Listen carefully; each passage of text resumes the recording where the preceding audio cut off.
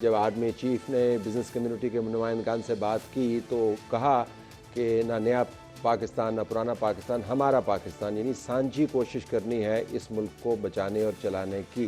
दहशतगर्दी के ज़ाविये से देखें तो पाकिस्तान एक शदीद तरीन दहशतगर्दी की लहर की जद में है। बलूचिस्तान के अंदर अगस्त के महीने में 65% से ज़्यादा इजाफा हुआ है दहशतगर्दी के हमलों में। जो पुराना फाटा है उसमें 105% हमलों में ज़्यादा इजाफा हुआ है। इसके अलावा पाकिस्तान में क्या हो रहा है?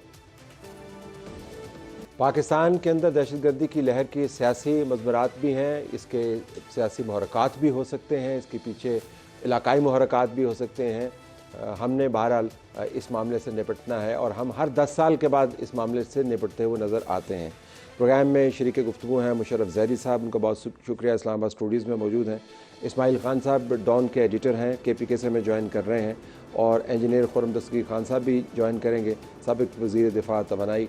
इन तीनों का बहुत शुक्रिया। लेकिन हम आगाज़ करना चाहेंगे तर्जुमान दफ्तर ख़ारजा मुमताज़ ज़हरा बलोच साहिबा से, जो हमें फ़ोन पर ज्वाइन कर रही हैं। मुमताज़ साहिबा, अस्सलाम वालेकुम।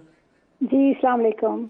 जी बहुत शुक्रिया। हमने आपका आज बयान देखा कि अफ़गानिस्तान की सरज़मीन पाकिस्तान के ख़िलाफ़ इस्तेमाल हो रही है, तो अगर आप बात करना चाहें कि इसकी नौइयत क्या है? क्या यहाँ से जत्थे आते हैं, यहाँ से उनको असला प्रोवाइड होता है, अफ़गानिस्तान की सरज़मीन में सेंचुरीज़ हैं, किस तरीके से इस्तेमाल हो रही है? देखिए जी, ये जो 6 सितंबर का वाक़या हुआ चित्राल में, उसके एक बहुत ही रिग्रेटेबल सिचुएशन है, जिसकी वजह से पाकिस्तानी जानों का भी नुकसान हुआ।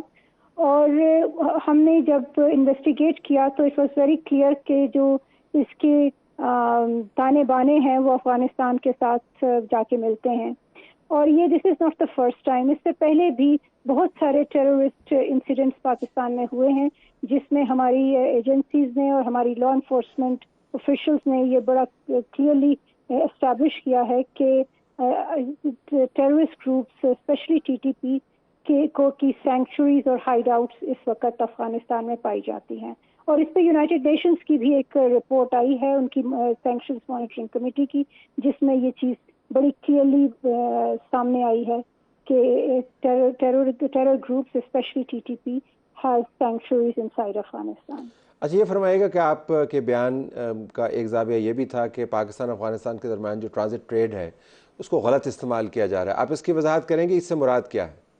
जी, हमारी इस पे बड़ी क्लैरिटी है कि जो बायलैटरल ट्रेड है अफ़गानिस्तान और पाकिस्तान का, वो हमें पाकिस्तान उसको पूरी सपोर्ट करता है और हम उनको ट्रांजिट ट्रेड को भी पूरी तरह से सपोर्ट करते हैं।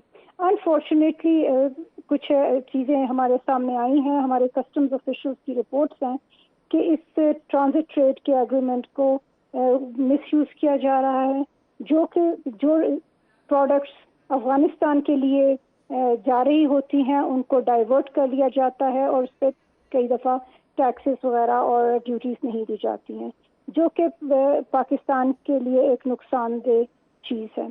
तो ये इस चीज़ को एक फ़ैसला हुआ है कि हम इस तरह की सारी माफियाज़ के अगेंस्ट एक्शन होगा, और इसमें जो माफियाज़ इसमें ऑपरेट कर रही हैं इन टर्म्स ऑफ स्मगलिंग, उस पर भी क्रैकडाउन जारी है, आप जानते होंगे।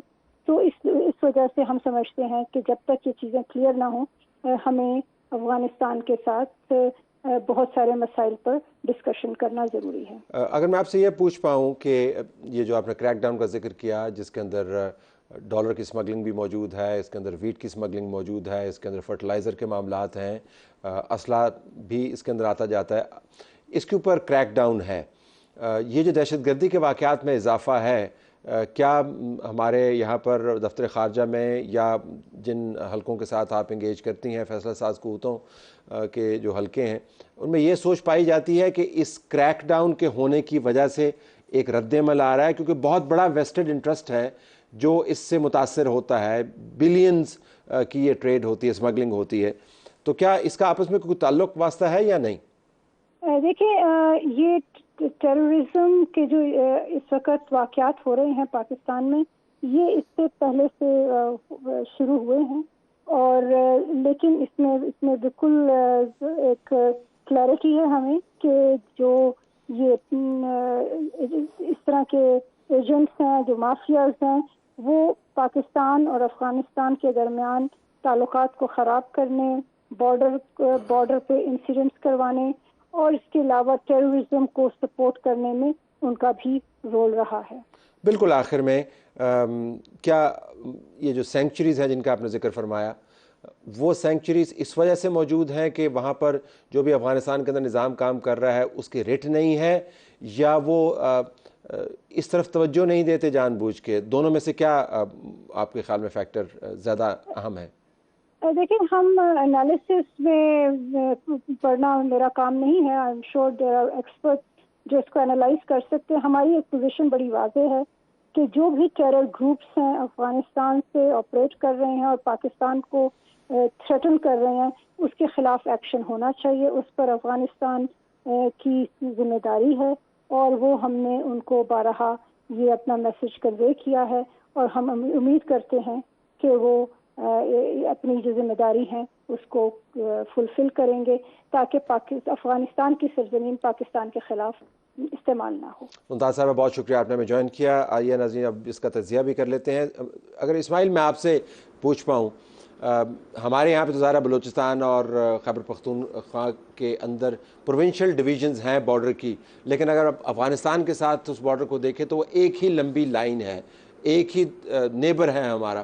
تو یہ جو ابھی آپ نے تجزیہ سنا فارن آفس کی اسپوکس پرسن کی طرف سے، اور جو واقعات ہوئے آج مستونگ میں جو حملہ ہوا جے یو آئی کے اوپر، حافظ حمداللہ صاحب سمیت 11 لوگ زخمی ہوئے، آپ کو کیا لگتا ہے کہ ڈائنامکس اس مرتبہ کی دہشت گردی کے کیا ہیں؟